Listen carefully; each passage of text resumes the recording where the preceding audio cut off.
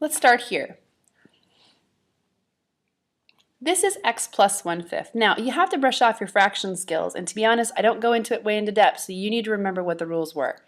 This is x plus 1/5. Well, we want to get this x completely isolated, and we're adding 1/5, and if you remember, we're doing the opposite. So the opposite of adding 1/5 would be to subtract 1/5 from both sides, okay? Which makes logical sense.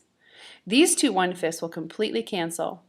Now, if I look over here, I have a plus and I have a negative. I have a positive and a negative number. So technically, same sign, keep and add, different sign, subtract, right? So we're going to subtract.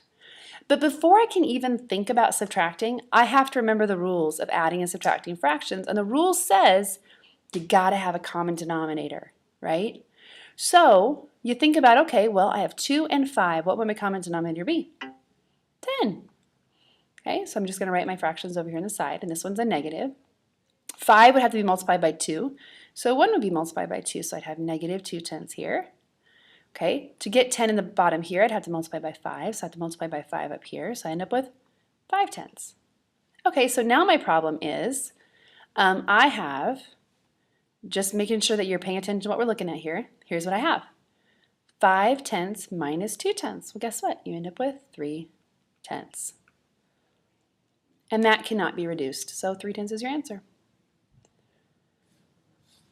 Let's look at another fraction problem for a minute. Okay, we have negative 2.5 plus y equals negative 2/5. Well, before I even do anything, and you can do it either way, but I'm going to choose to make this into an improper fraction just so that I have everything kind of in the same format. So I'm going to take 2 times 2 is 4. I'm going to add the 1, and I'm going to get negative 5/2. Now it looks a little easier for me to navigate with, okay? Now keep in mind, I want to get this y completely by itself. So in order to get this y alone, I need to get rid of a negative 5/2. Okay? Well, a negative 5/2, in order to make a negative 5/2 disappear, I have to do the opposite, which is a positive 5/2, because now when I combine these two things, I end up with 0.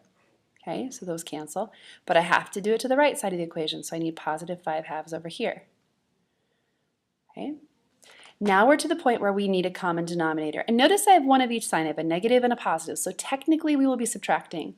Okay, once again, my common denominator is 10. So I'd multiply by 2, multiply by 2. I get negative 4 over 10. Okay, over here, I would multiply by 5, multiply by 5. So I end up with 25 over 10. Okay, so far we're cool, right? Awesome. Okay, so really what I'm looking at is I'm looking at this right here. We have y already by itself, so we have y down here. Now, I'm going to subtract these two things. 25 minus 4 is 21 over 10. If I want to rewrite this as a mixed number, 10 goes into 21 2 times. I have 1 left over, so 2 and 1/10. Either way is just fine. Okay? Awesome.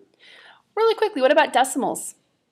The only thing you really have to remember when you're worried about decimals is that when you try to get them together, okay, when you're adding to get to the other side, you have to line up the decimal. Whenever you're talking about decimals, you got to line them up.